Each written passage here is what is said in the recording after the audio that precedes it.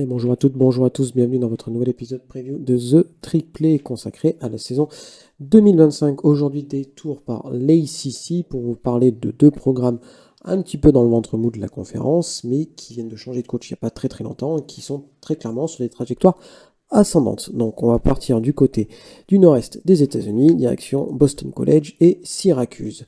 On va commencer par les Eagles de Boston College qui ont vu l'arrivée l'année dernière de Bill O'Brien. Bill O'Brien qu'on ne présente plus, est coach réputé notamment de Penn State en universitaire, mais surtout des Houston Texans en NFL. Donc un retour en universitaire qui avait fait, voilà, on va dire qu'il avait fait pas mal parler, mais bon, derrière on a tendance à dire que Bill O'Brien, c'était la personne qui avait flingué les Texans. Ça reste quand même quelqu'un qui avait fait du bon travail en universitaire. Il avait fait aussi du bon travail du côté d'Alabama où il était offensive coordinateur pendant quelques années. Donc c'est tout naturellement qu'un programme a décidé de lui redonner les rênes. Donc c'était les Eagles de Boston College, de façon tout à fait, voilà, comme je vous dis, tout à fait normale, entre guillemets. Sachant que voilà, c'est en plus un ancien, il est du coin, il est né à Boston, voilà, donc c'est quelqu'un vraiment du coin. Alors il n'a pas fait ses études là-bas, il était du côté de Brown, donc en Ivy League, mais voilà, c'est quelqu'un qui connaît très bien la région et qui a forcément des attaches. Et en plus, ça faisait quand même un bon coup de projecteur sur le programme qui en a quand même bien besoin. Boston College, voilà, donc c'est un des programmes dont on parle assez peu finalement, mais qui a quand même connu des années relativement virtueuses, notamment au début des années 2000 où c'était pas rare d'accrocher 9 voire 10 victoires en 2006. Donc voilà, donc c'est un programme qui a quand même du potentiel. Alors forcément, au niveau high school, le nord-est des États-Unis, c'est pas forcément le terrain de recrutement le plus fertile, mais toujours est-il que historiquement, Boston College a toujours été capable de faire des belles saisons et il n'y a pas de raison que ça change. Jeff Lee, qui a remplacé Bill O'Brien, ça a été un petit peu compliqué, malgré voilà, une qualification en bowl chaque année. Il y a une saison 2022 beaucoup plus compliquée et malgré voilà, un retour en 2023 un petit peu meilleur, ça n'avait pas suffi pour sauver sa place. Et donc Bill O'Brien qui était arrivé en 2000 pour la saison 2024, une saison terminée avec un bilan de 7-6 avec une défaite en bowl pour clôturer la saison et surtout une saison qui avait quand même plutôt bien commencé avec 5 victoires, pardon, 4 victoires pardon, sur les 5 premiers matchs, mais après ça a été un petit peu plus compliqué. Notamment voilà, avec un poste de quarterback un petit peu voilà, complexe. Cette année, ça risque d'être un peu le cas, parce que pour l'instant, on ne sait pas encore qui est quarterback titulaire, mais toujours est-il que il y a quand même des armes, mais il y a quand même pas mal de départs, notamment à la draft, et ça va être parfois compliqué de remplacer quand on a des petits programmes comme ça qui ne recrutent pas forcément des 4 ou des 5 étoiles. Quand il y a un talent NFL qui part, c'est quand même assez compliqué de remplacer. Et malheureusement, je ne suis pas certain que ça sera le cas pour les Eagles. Donc, je vais parler de quarterback. On va commencer par ça. Donc, c'est un duel pour l'instant entre Grayson James et Dylan Lonergan pour savoir qui sera titulaire cette saison. Bill O'Brien n'a toujours pas annoncé. Les entraînements de Fall Camp viennent de commencer. Donc, je pense pas, entre le moment où j'enregistre et le moment où vous écouterez cette preview, peut-être qu'il y aura un nom qui sera sorti, mais pour l'instant, c'est pas le cas. Alors Grayson James semblait tenir la corde, sachant qu'il a joué une bonne partie de la fin de saison dernière. Mais voilà, il a quand même des limites.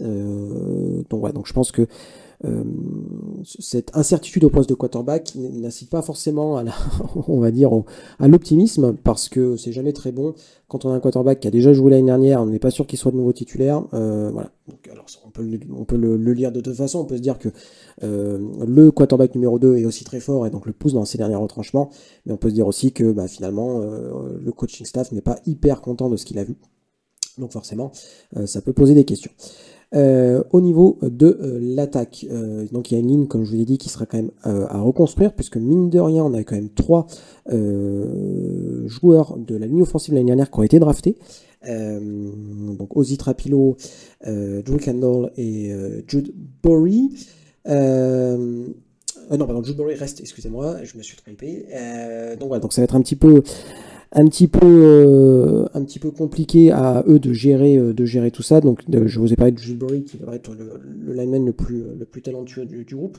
Mais voilà, il y a 2 talents, notamment NFL, à échanger, et on ne sait pas trop ce que ça va donner, sachant que malgré une ligne offensive qui a quand même tourné plutôt correctement l'année dernière, ça a été un petit peu compliqué en attaque. Voilà, grosso modo, Boston College, ça faisait partie ces équipes un petit peu moyennes dans tous les compartiments du jeu, aussi bien en attaque qu'en défense, donc forcément avec un bilan moyen à la sortie.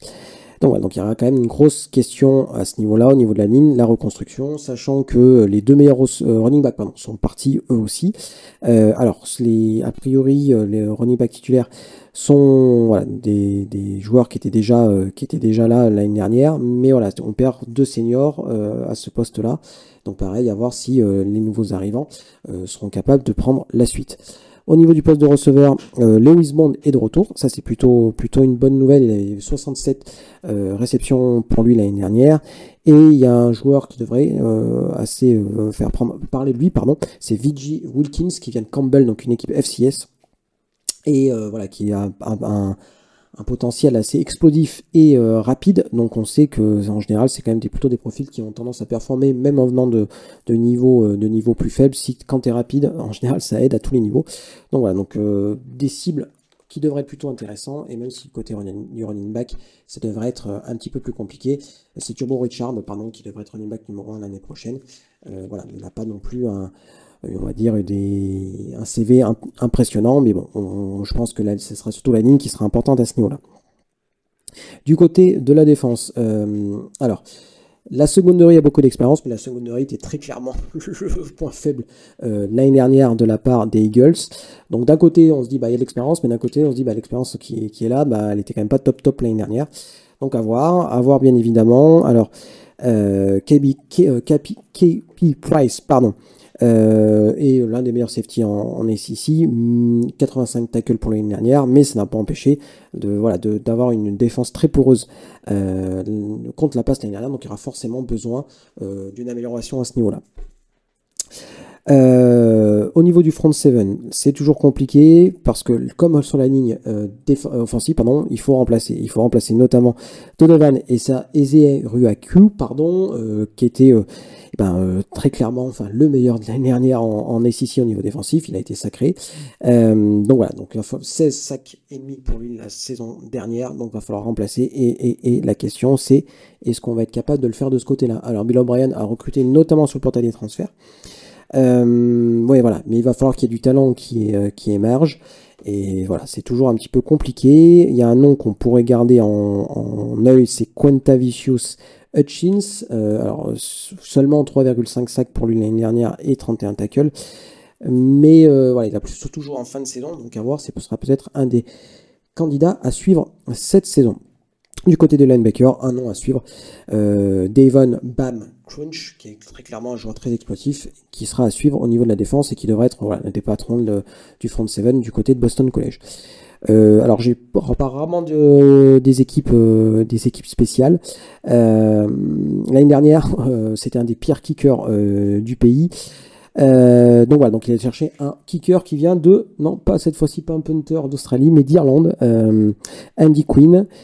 Et un kicker de Yale, Seamus Florio. Donc on va voir ce que ça va donner au niveau du kicking. Mais c'est vrai que l'année dernière, ils ont eu quand même des soucis. Donc on va voir forcément si ça améliore de ce côté-là. Au vu on va dire des aspirations au niveau des victoires de Boston College et du calendrier, il y a possiblement des possibilités de matchs qui se jouent à un kick réussi ou loupé. Donc c'est hyper important bien évidemment d'avoir du talent à ce niveau-là, même si on a tendance à peu en parler. Voilà. Alors on va faire un petit détour du côté du calendrier. Un calendrier qui est un petit peu plus compliqué que l'année dernière. Alors Fordham donc une équipe FCS, donc là ça ne devrait pas poser de soucis. Déplacement à Michigan State, déplacement à Stanford, Californie à domicile, déplacement à Pittsburgh, Clemson à domicile, Yukon à domicile, déplacement à Louisville, Notre-Dame à domicile, SMU à domicile, Georgia Tech à domicile et déplacement à Syracuse.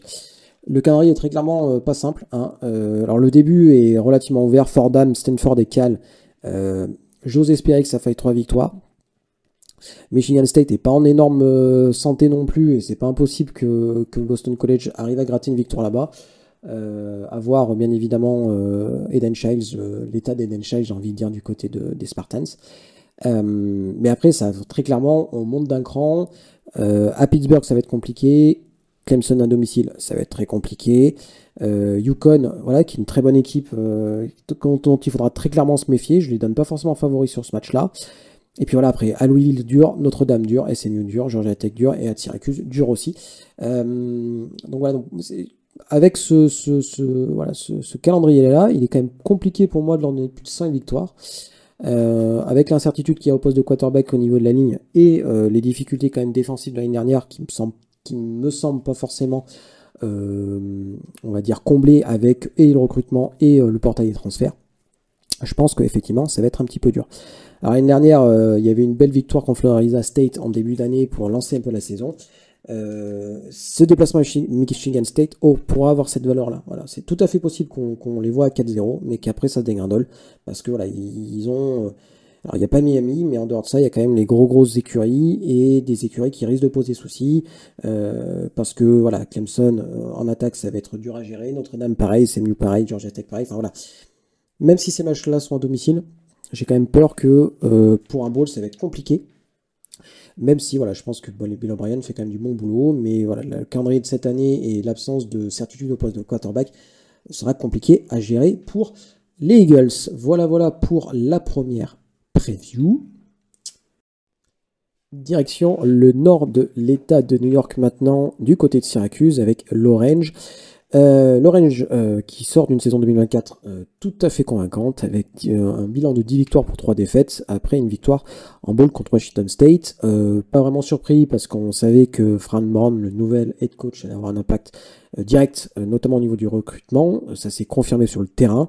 Alors bien évidemment, Kyle McCord, le quarterback, il est pour beaucoup une des meilleures saisons de l'année dernière au poste de quarterback. Kyle McCord n'étant plus là, il va forcément se poser des questions au niveau du poste de quarterback. Mais voilà, il y a quand même pas mal de choses qui pointent vers la bonne direction pour la réussite du programme pour les années qui suivent.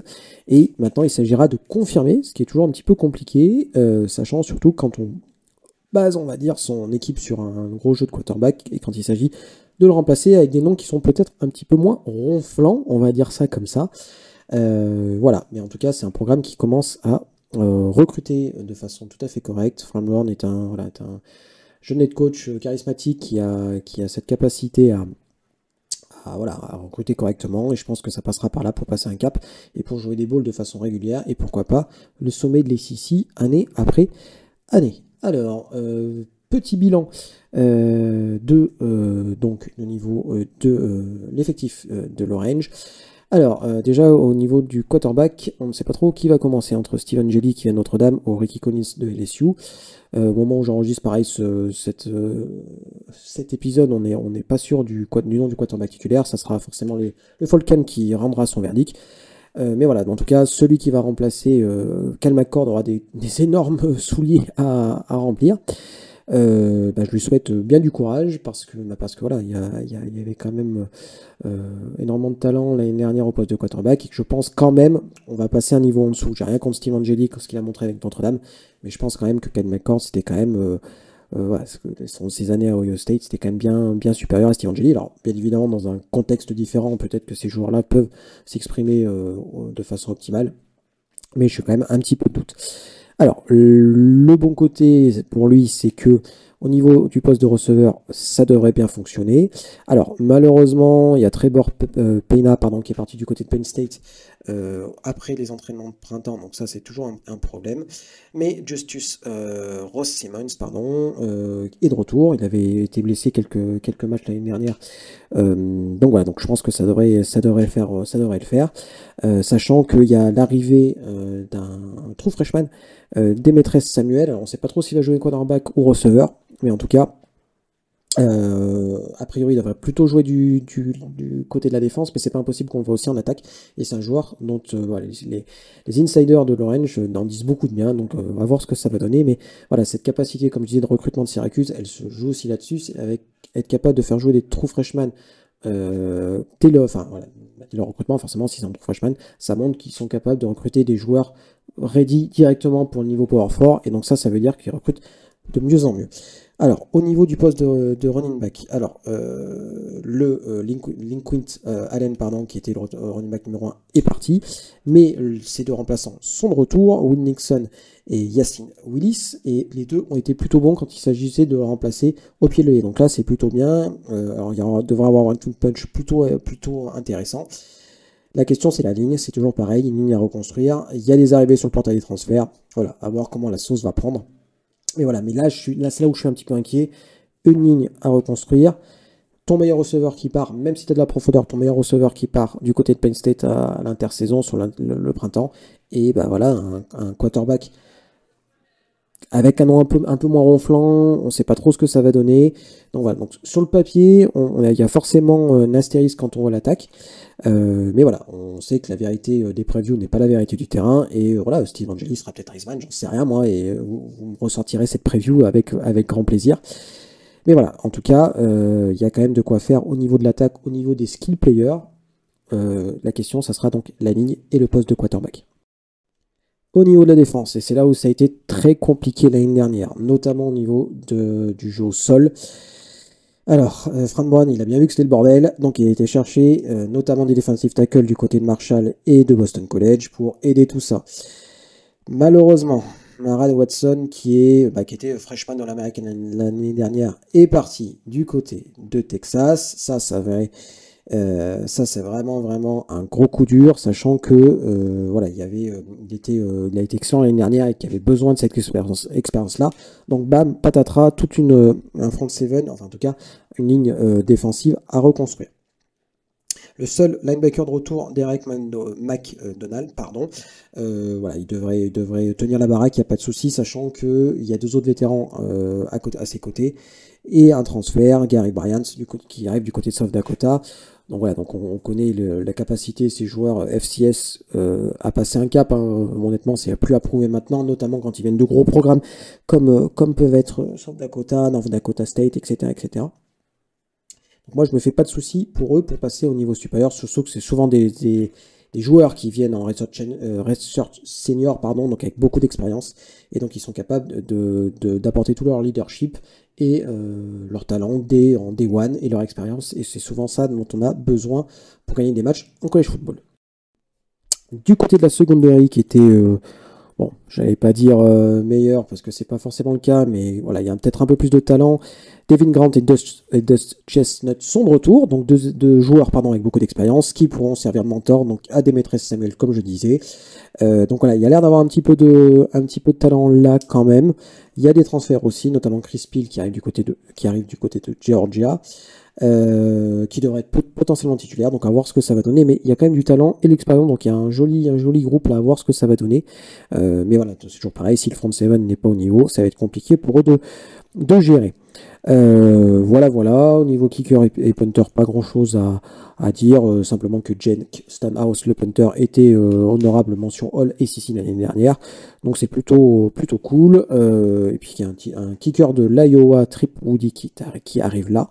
On va voir ce que ça va donner, mais l'année dernière, le kicking, c'était pas trop ça, et c'est pour ça qu'on est allé chercher du côté du portail des transferts. Voilà. Alors, concrètement, cette année, elle va être hyper importante pour le range, pour montrer que l'année dernière, ce n'est pas une fluke, comme on dit, une simple chance de débutant rapporté par un quarterback qui était tout simplement le meilleur quarterback en termes de yards du pays l'année dernière, aussi simple que ça.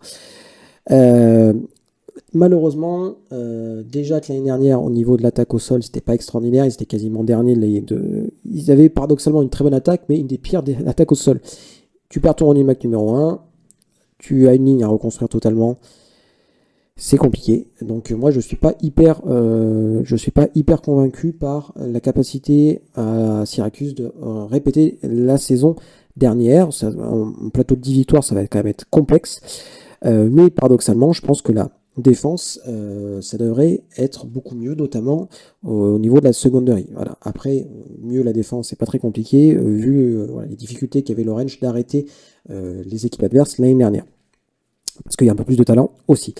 Alors, au niveau du calendrier, et c'est là où ça va être très compliqué, je pense qu'on peut parler d'année de transition très clairement pour Syracuse. Alors, je vais vous faire le récap, c'est complexe. Alors, ça commence par Tennessee sur terrain neutre. Donc déjà, un gros poisson en semaine 1. Yukon à domicile, Colgate à domicile, donc équipe FCS. Bon, ça devrait passer. À Clemson, Duke à domicile, à SMU, Pittsburgh à domicile, à Georgia Tech, North Carolina à domicile, à Miami, à Notre-Dame et Boston College. Alors, Il y en a qui disent que c'est un des, voilà, des calendriers les plus difficiles de l'année. Je ne suis pas forcément d'accord avec ça. Mais il y a forcément Notre-Dame, Miami, Clemson et SMU qui sont déjà 4 montagnes qui me semblent sur le papier infranchissables. Alors bien évidemment, comme je vous l'ai dit, n'hésitez pas à me ressortir en fin de saison si je me trompe. Mais ça me semble un peu compliqué au vu des forces en présence. Donc voilà, donc moi je vais déjà donner 4 défaites presque automatiques. Contre Tennessee, même si Tennessee, je pense, ne devrait pas jouer les premiers rôles en sec cette année, je pense que ça va être compliqué. Alors c'est sur terrain neutre, bien évidemment, mais bon, c'est Atlanta. Terrain neutre, je mets quand même des guillemets, quand on voit la capacité qu'ont les supporters de la SEC à se déplacer sur ce qui est censé être des terrains neutres, je me fais un peu de soucis. Donc voilà, donc je vois déjà 5 défaites quasiment pas certaines, mais voilà. Duke, ça va être compliqué. À Georgia Tech, ça va être très très compliqué.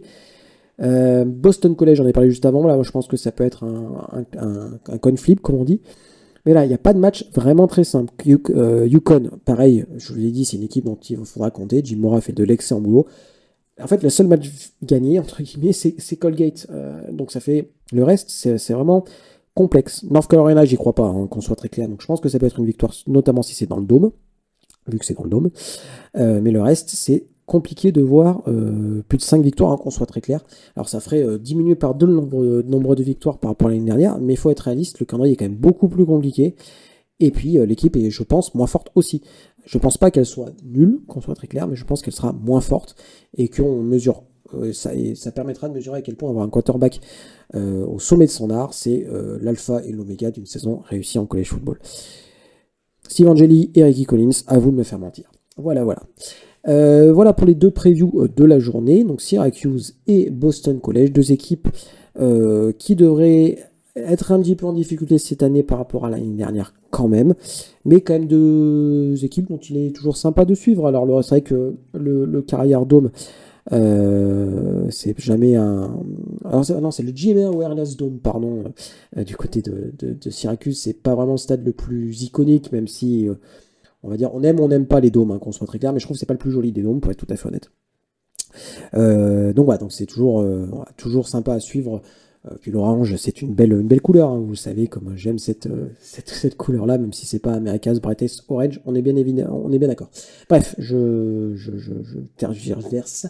Tout ça pour vous dire que merci de vous avoir écouté. On vous souhaite à tous une bonne écoute, et puis on vous dit à bientôt pour une nouvelle preview. Salut tout le monde, bisous.